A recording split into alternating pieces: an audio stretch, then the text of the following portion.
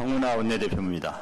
내일은 경술 국치일입니다. 대한제국이 일제에 병합되고 일제가 칙령 제319호로 조선 총독부를 설치한 날입니다.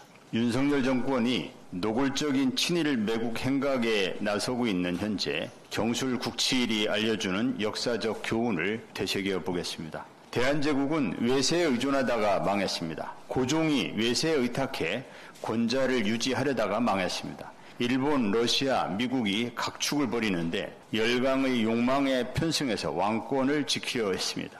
어리석기는 관료들도 마찬가지였습니다. 청나라와 러시아 세력에 맞서기 위해서는 일본과 제휴하는 것이 좋다. 외교 암문을 지낸 김윤식의 말입니다. 윤석열 정권은 중국, 러시아를 견제하는 인도 태평양 전략에 자발적으로 참여했습니다. 중국을 버리고 일본과 손잡아야 한다는 게 윤 정부 외교안보 라인의 신념입니다. 하지만 인도 태평양 전략은 보통 국가를 꿈꾸는 일본이 미국에 제안한 전략입니다. 일본의 이익을 위해 기꺼이 일본과 한몸이 되길 원하는 윤 정권의 모습에서 주권을 뺏긴 대한제국이 보입니다. 대한제국은 고종 때문에 망했습니다. 고종은 권력욕이 지독하게 강하고 비판은 참지 못하는 인물이었습니다. 독립협회와 만민공동회를 탄압하고 해산시켰습니다. 정부의 무능과 부패를 비판하는 독립신문도 폐간시켰습니다. 고종은 근대적 개혁운동을 무창히 밟아놓고 대한국 국제를 반포하며 전제군주가 됐습니다.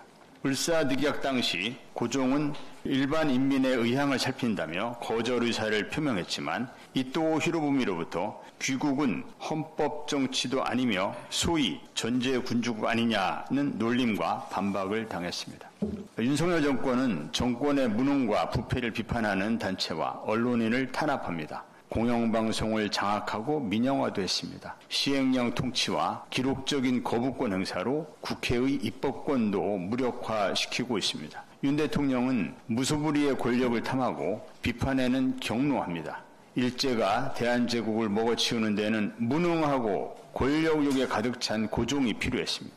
밀정이 나라를 팔아먹는데도 반드시 국회를 무시하는 무능한 독재자가 필요합니다. 누군지 굳이 말하지 않아도 될 것 같습니다. 대한제국 망국엔 내국노들의 준동이 있었습니다. 1905년 11월 5일 송병준이 주도하는 일진회는 대한제국의 외교권을 일본에 위임하는 것이 독립을 유지하고 영원히 복을 누리는 길이라는 선언문을 발표했습니다.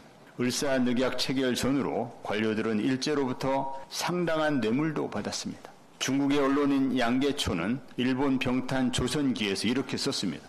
다른 나라들은 인민 여론의 세력에 대해 조금도 뜻을 두지 않았으나 일본은 40년 동안 경영하기를 게을리하지 않았다. 즉 일진회 등을 만들어 교묘한 책략을 제공했다.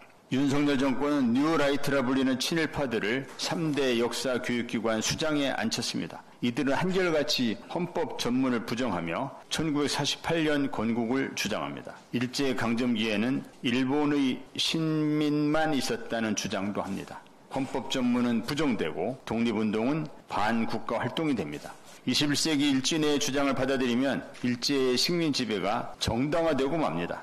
과거사 반성은커녕 보통 국가로 인도 태평양 전략을 꿈꾸는 일본과 동맹도 자연스러운 일이 될지도 모릅니다. 일본의 여론 경영은 끝난 게 아닙니다. 고종이 평양으로 왕궁을 옮기기 위해 재정을 낭비한 일, 대원군이 10년 동안 모은 내탕금을 고종과 민비가 1년 만에 탕진한 일, 고종이 병적으로 미신에 빠져 역술인을 최측근 자문관으로 삼았던 일은 자세하게 얘기하지 않겠습니다. 용산의 VIP 1, 2와 너무나 비슷하다는 말씀만 드리겠습니다.